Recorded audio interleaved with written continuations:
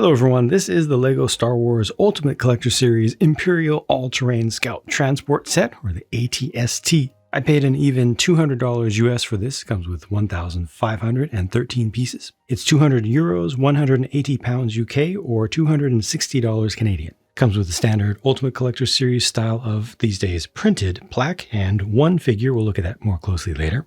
Obviously, the build is nowhere near minifig scale, though. Here's a quick comparison to the overall size of a $160 modern Star Wars set that is minifig compatible, at least. And here's how it stacks up against the other UCS walker. Obviously, a completely different scale. Should be much smaller, relatively. And also, this is the Endor version, or Endor Moon version, not the Hoth version. And of course, the AT-AT is minifig scaled. This video can be pretty short for a review of an Ultimate Collector Series set by me in particular, because this is one of those situations where what you see is most of what you get.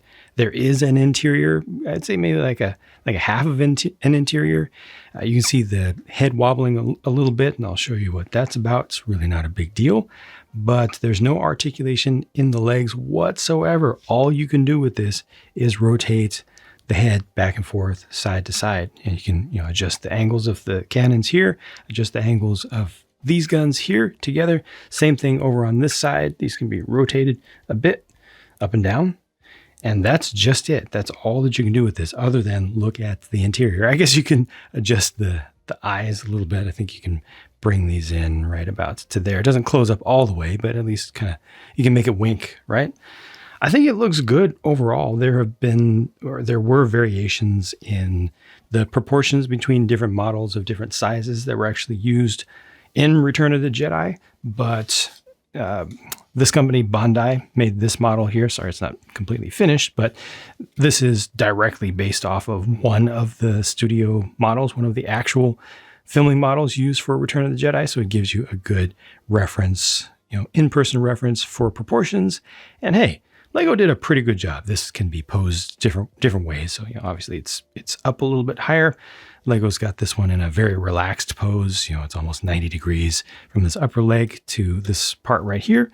But overall, the proportions I think are pretty good. This might go out of focus a little bit there, but yeah, I mean you can't really ask for much better than that in LEGO form. So I think that general overall size and proportions are good. It is not perfect, but I think it's close enough. I think that it's satisfyingly close in terms of accuracy for the most important things. They use a little bit of greebling on the outside, a little bit of variety of color with the gray, the dark gray, and then the dark tan. And they kind of rely on the studded texture on the outside to provide a little bit more visual interest as well.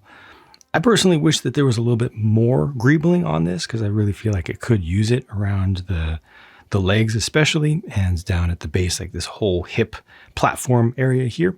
The backs of the legs show a lot of anti-studs. I think that's fine. I think that works out okay. This was satisfying, putting the little spring in there, the little leaf spring. It's not complete, it doesn't show the full bend, but it was something that I wanted to see, and it's definitely in place and feels kind of right there.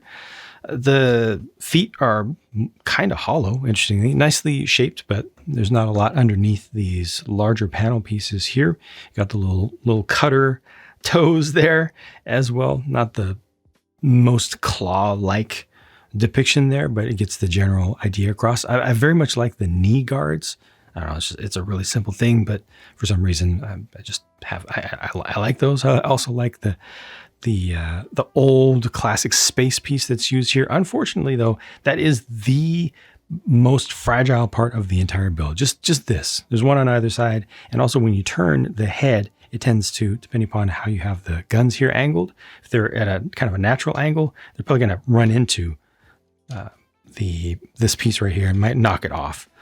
You can see that it was interfering there and actually pushed the guns out of the way. Sometimes I've had that just knock the thing off. It's nothing. It's only attached with one single stud, but kind of cool there. I like all the detailing in this gun complex over here. Sorry, I had that a little bit misaligned, but all those little round detail things. And this actually works out really well for what it's supposed to represent. The the barrel style or drum style of concussion. It's a grenade launcher, right? Concussion grenade launcher, I believe.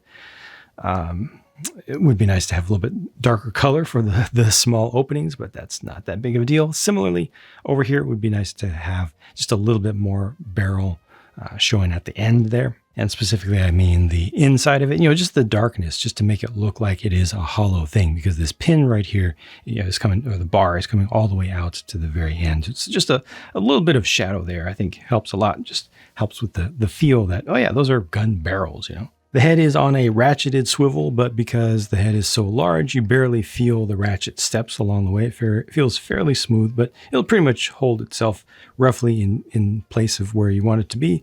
The base of the legs and everything, this is all very sturdy. I have no worries about this collapsing over time, losing strength, changing its pose over time. And in spite of the bobblehead kind of look there, the head is secured well enough that you can move it around without worrying too much. But if you do move it around vigorously and rigorously, I did experience some loosening up down here. So just be a little bit careful with it. You don't have to worry about it being fragile, but you can see that it's starting to loosen up. If you look closely right there, that is starting to happen. So this can fall off. It's just not all that secure down in there, not fully secured and captured, but most people will not have problems with that. Just don't be completely carefree and careless with it. The hatch opens so you can have that kind of look, although there is no style of figure that is going to properly fit this in Lego form, at least. Everybody likes to say, what about Technic figures? Real quick to go to, what about Technic figures for everything? It's not going to work. If you can adapt a part of a Technic figure to technically fit here, good on you, but it's not designed for them. Really weird thing happened here that I was not expecting, that I've never seen done before. Lego has a sticker here. This is a 2x3 right down there. That's a 2x3 tile with a sticker on it, and the center decoration on the sticker is that of a 1-to-1 scaled ingot. So you've got a real physical ingot here in black, and then you've got a picture of an ingot down there. Surely just something that had to do with durability. If you use a 2x2 tile, sorry if that's having trouble focusing, 2x2 tile next to an ingot next to a 2x2 tile, maybe those just fall off a little bit too much. They probably found that out. And testing was really weird to see a 1-to-1 Lego part depicted in a sticker. And then over here, you can see the console. There's also a pretty proper sticker for the console up here. You just can't see it once it's assembled, at least certainly not well. So here's a cheat for you. The AT-ST driver or pilot figure looks really, really good to me with what is there, but I do find it personally to be baffling that this is an exclusive figure, an exclusive set of decorations with the arm printing and everything for an Ultimate Collector Series set, and yet they did not put boots on him.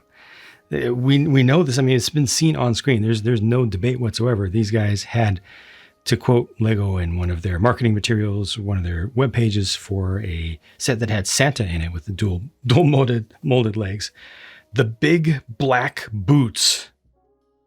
We know that these were wearing those. So why is that not depicted here? They could have at least tried to print it on the front and the sides. There's just no attempt whatsoever. What is here looks really, really nice to me. I like the design. I like the folds as well that are included in the fabric. It looks right. And it's a good Legoification. The helmet looks really nice. Good quality there. The head is what it is. No alternate face or anything. But yeah, why no big black boots for this character? It's just weird.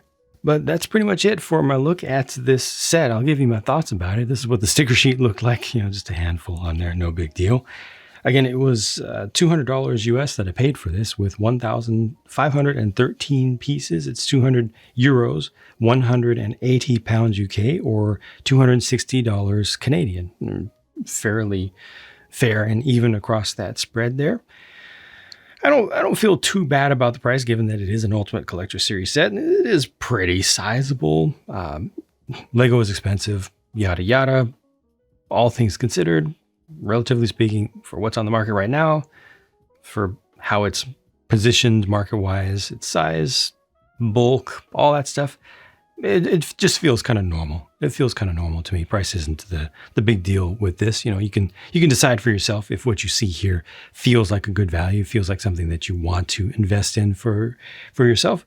But it is really disappointing that there's no articulation other than just turning the head and the guns, and the lower part just kind of catches on the edges here, which is a little bit weird. Not that big of a deal though, but no articulation, not even being able to change the splay of the legs. I wish that you could change the splay of the legs up here at the hips and then just do something with the feet. I'm fine with this being locked, because hey, it's hard to do things that are secure, that are going to stand the test of time, literally stand in Lego. They've already burnt themselves really, really badly with the original UCS Star Destroyer. I mean, that was bad.